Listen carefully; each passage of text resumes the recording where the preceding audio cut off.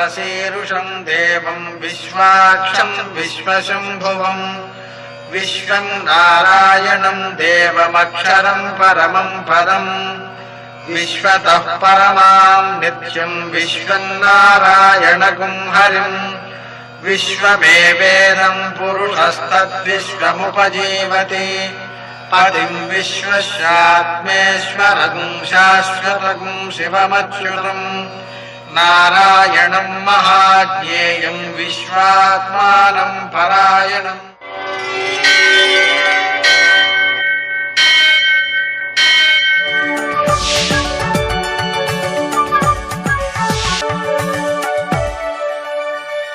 सूर्यशौर्यमथेन्दुरिन्द्रपदवी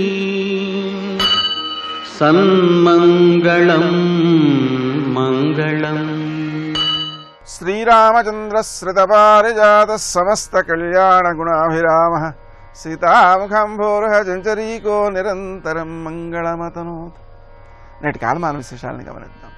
స్వస్తి శ్రీ చంద్రమాన దుర్ముఖనామ సంవత్సరం దక్షిణాయనం గ్రీష్మ ఋతువు ఆషాఢమాసం కృష్ణపక్షం బుధవారం. సూర్యోదయం 5:56 సూర్యాస్తమయం 6:48. తిథి పాడ్యమి రాత్రి 3:43 వరకు. నక్షత్రం ఉత్తరాషాఢ మధ్యాహ్నం 3:59 వరకు. వర్జం రాత్రి 7:58 నుంచి 9:33 వరకు. దుర్ముహూర్తం ఉదయం 11:56 నుంచి మధ్యాహ్నం 12:48 వరకు. అమృతకాలం ఉదయం 9:31 నుంచి 11:08 వరకు. మరల తెల్లవారుజామున 5:30 ప్రారంభం. రాహుకాలం బుధవారం కాబట్టి మధ్యాహ్నం 12 నుంచి 1:30 వరకు. అష్టకవర్గరీత్యా శుభప్రదమైన సమయం ఉదయం 7:55. నేటి విశేషం బుధవారం. బుధవారం నాడు ఆర్థికమైనటువంటి లావాదేవీలు మంచివి కావండి. అంటే మనం ఎవరికైనా ఇవ్వడం కానీ, పుచ్చుకోవడం కానీ, వస్తువులు కొనుక్కోవడం కానీ ఇలాంటి వాటికి దూరంగా ఉండడం మంచిది. అదేవిధంగా బుధవారం నాడు శ్రీరామచంద్రునికి ప్రీతికరమైనది. రాముణ్ణి పూజించుకోవడం వలన మనం బుధుని యొక్క అనుగ్రహాన్ని కూడా పొందగలుగుతాం. బాలరామాయణం అని రాముని యొక్క మొత్తము గాథంతని కూడా 100 శ్లోకాలలో నారదుడు వాల్మీకి చెప్పాడు. ఆ పారాయణ మనం చేసుకోవడం ద్వారా, మన పిల్లలతో చేయించడం ద్వారా పిల్లలకు విద్య బాగా అభివృద్ధితో వస్తుందన్నమాట. అతి సామాన్యంగా విద్య కోసము దైవారాధన చేసేటువంటి విధానం అంతా కూడా భారతీయంలోనే ఉంది. బాలరామాయణం అనేటువంటి పారాయణ మన పిల్లల చేత చేయించడం చాలా మంచిది. ఇంకా విశేషించి బుధవారం నాడు ప్రత్యేకంగా చెప్పినటువంటి విషయాలలో పుట్టింటి నుంచి అమ్మాయిని అత్తవారింటికి పంపించడంలో బుధవారాన్ని నిషేధించారన్నమాట. అందుకని ఆ విషయాన్ని కూడా మనం గుర్తుపెట్టుకోవడం అవసరం. నేటి ఆణిమత్యాలు.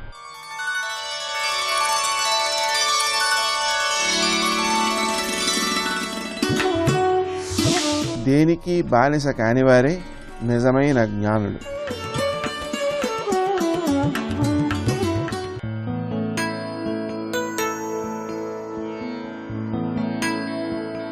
చీకటిలో నిద్రపుచ్చేది మూర్ఖత్వం, వెలుగు రేఖతో మేలు కొలిపేది గురుతత్వం.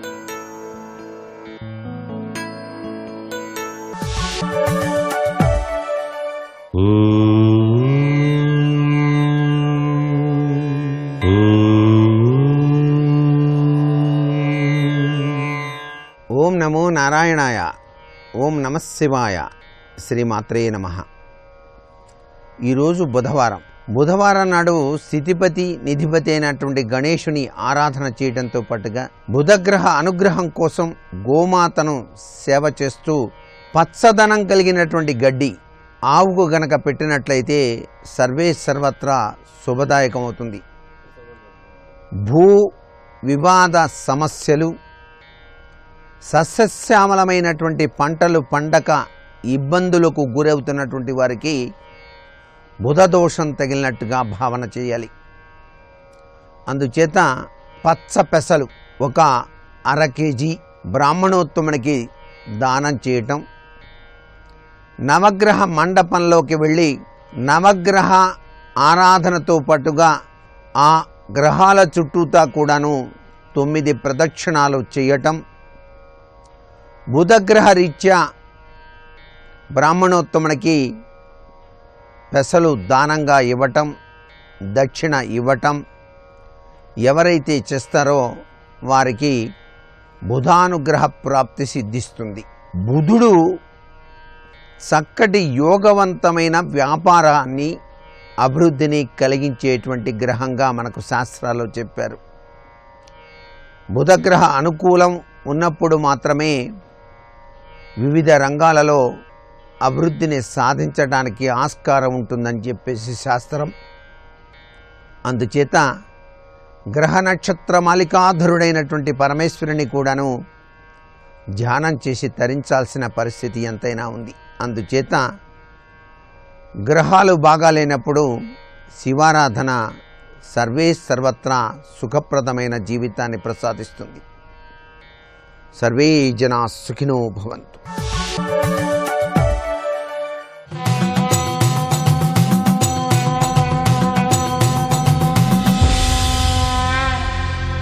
శతక సాహితీ సరస్వతికి నమస్కారం. కరమర్ధినీకు శృంగారంబుగా పూజ చేయుదుగాని ఆశింప ఫలము, వేడుక తోడుత విభవార్ధముగా నుతుల్సేయుదుగాని ఆశింప మెప్పు, తగిలి నీకు సుఖార్థముగా పదార్థార్పణ చేయుదుగాని ఆశింప రుచుల, లాలితంబుగ నీకు లీలార్థముగా భక్తి చేయుదుగాని ఆశింప ముక్తి. నీవు పూజా ఫలార్థివే నిష్ఫలార్థి, నీవు కీర్తిప్రియుడవే నిష్క్రియుండా, సకల సుఖభోగి నీవే ప్రసాదముక్తి సన్నిహితుడను నీ బంట చెన్నమల్లు. ఓ చెన్న బసవేశ్వర స్వామి, కరమర్ధినీకు శృంగారంబుగా పూజ చేయుదు కాని ఆశింప ఫలము. నా చేతులతో ఎక్కడెక్కడి నుంచో ఎన్నెన్నో చిత్ర విచిత్రములైన పుష్పములను తీసుకుని వచ్చి, మారేడు ఆకులను తీసుకుని వచ్చి నీకు పూజ చేస్తానయ్యా. ఎన్నెన్నో విధాలుగా అలంకారాలు చేసి, కానీ ఆశింప ఫలము, ఈ పూజ చేసినందుకు ఎటువంటి ఫలాన్ని నేను ఆశించను. నీ మీద భక్తితో ప్రేమతో మాత్రమే చేస్తాను. వేడుకతోడుత విభవార్ధముగ నుతుల్సేయుదుగాని ఆశింప మెప్పు. నాకు ఒక వేడుక, ఒక ఆనందం నిన్ను స్తుతించటం అనేది. కనుక నా భాషాజ్ఞానాన్ని, కల్పనాశక్తిని బట్టి అనేకానేక విధములుగా వేడుకతోడుత విభవార్ధముల్ చాలా వైభవోపేతంగా నుతుల్సేయుదుగాని ఆశింప మెప్పు.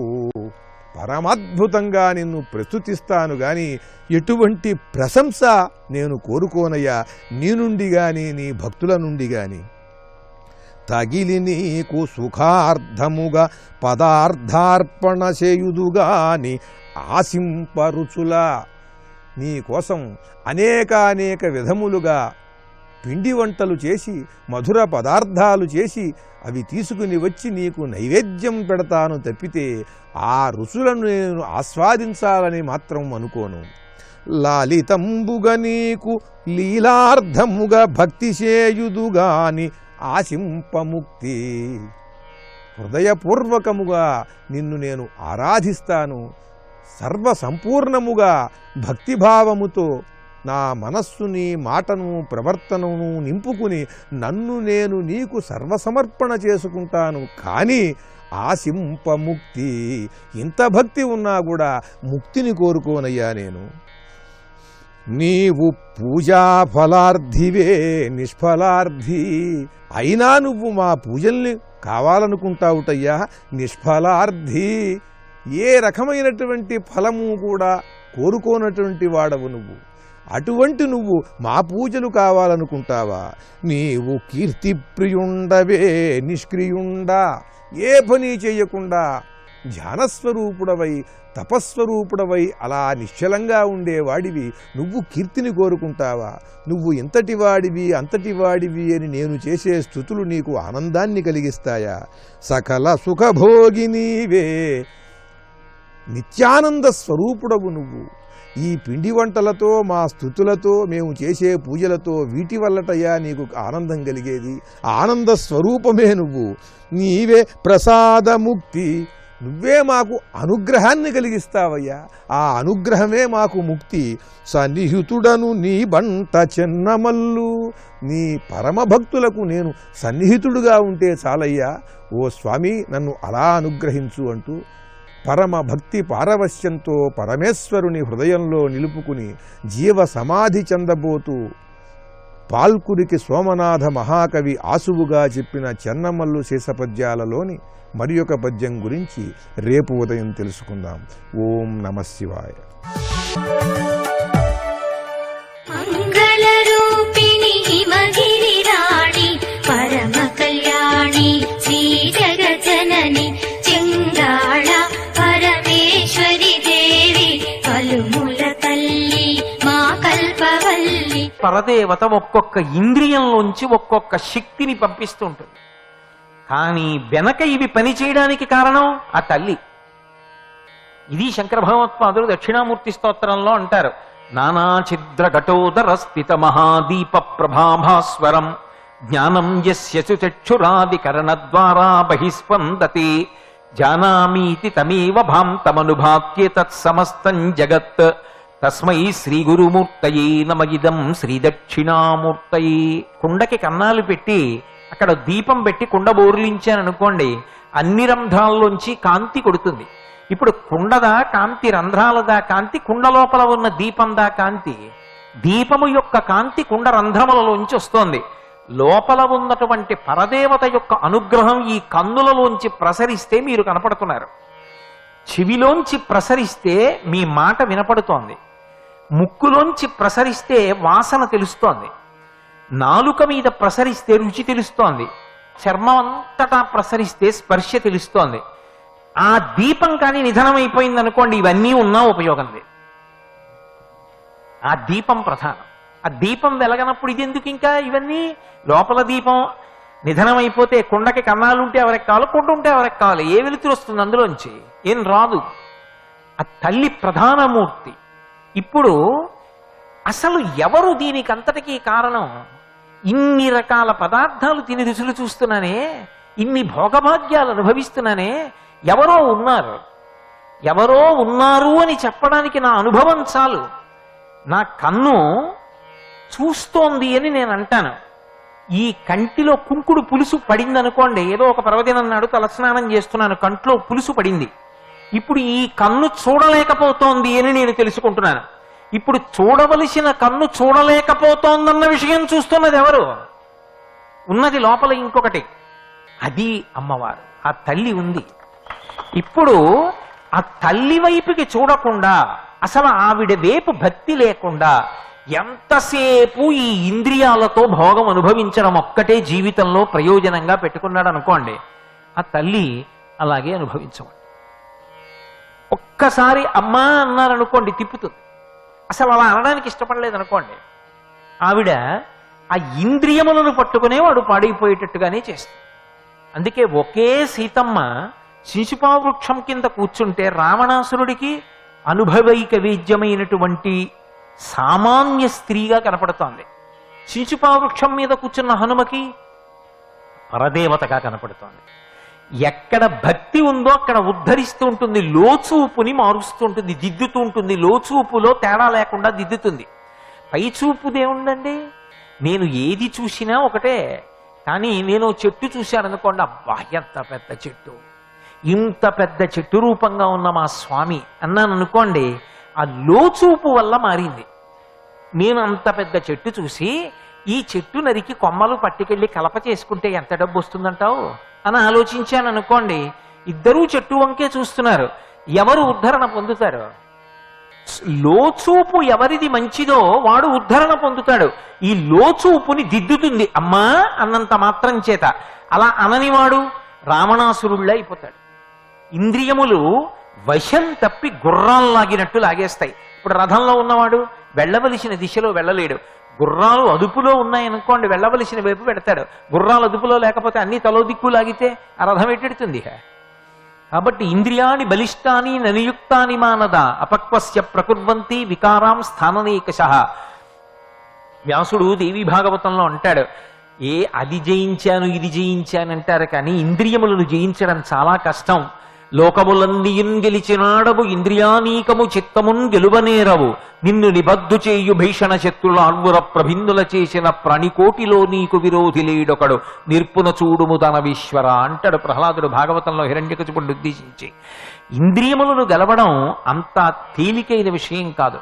భ్రమన్ సర్వతీర్థేషు స్నాత్వా పునః పునః నిర్మలన్న మనోయావత్ తావత్ సర్వం నిరర్ధకం అంటాడు వ్యాస భగవానుడు.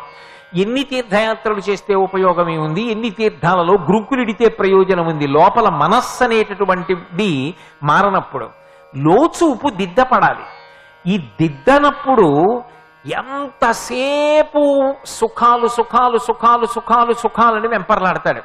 ఈ సుఖాలు అని వెంపర్లాడుతున్నప్పుడు మీరు ఒక్క విషయం గుర్తుపెట్టుకోవాలి, మనస్సుకి ఒక లక్షణం ఉంటుంది. అది ఏం చేస్తుందంటే మనం దేన్ని ఇష్టపడుతున్నామో అందులో బాగా ఇష్టపడుతున్న దాన్ని గుర్తుపెట్టుకొని మెల్లిమెల్లిగా అంతకన్నా తక్కువ ఇష్టం ఉన్నదాన్ని విడిచిపెట్టడం మొదలు పెడుతుంది. మొదట్లో మీ అమ్మని నేను తీసుకెళ్ళిపోతున్నాను రా అన్నాడు అనుకోండి, మేనమామ ఏడుస్తాడు పిల్లాడు.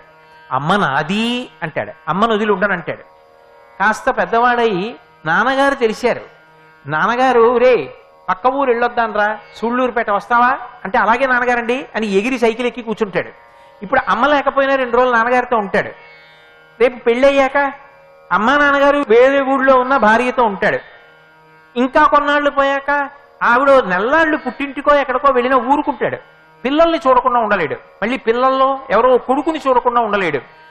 అలా ప్రీతి అంకురిస్తూ ఉంటుంది, మారిపోతూ ఉంటుంది ప్రీతి. అలా మనసు కూడా కొన్ని వదిలిపెడుతుంది, కొన్ని పుచ్చుకుంటుంది. అంత్యమునందు ప్రాణం విడిచిపెట్టేసే ముందు మనసు దేని వలన కదులుతుంది అంటే ఊపిరిని ఆధారం చేసుకుని కదులుతుంది మనసు. ఎప్పుడు ఊపిరిని సక్రమంగా నియంత్రించారనుకోండి మనస్సు యొక్క కదలికలు కూడా నియంత్రింపబడతాయి.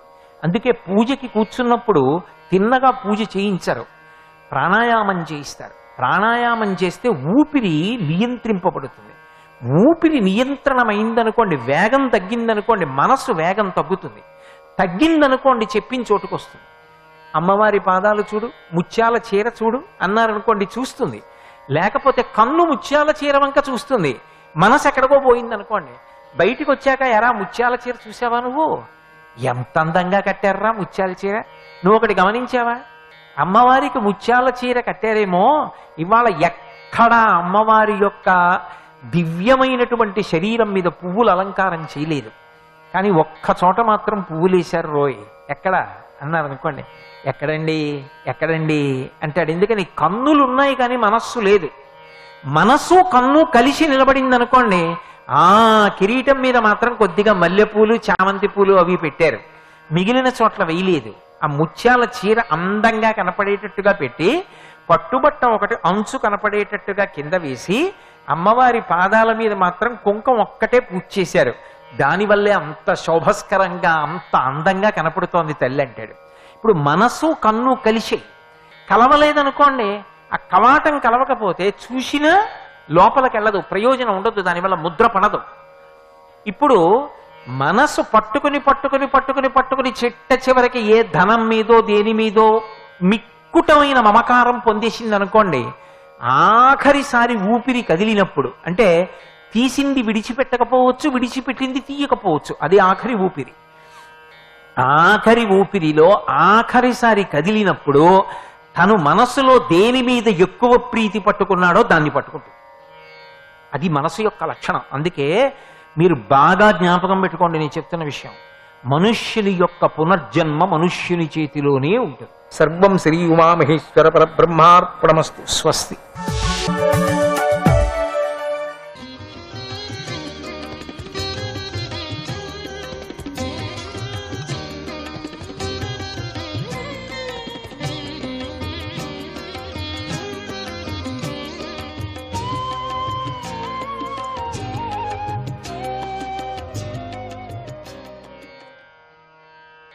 ఋషికేశాయ నమః.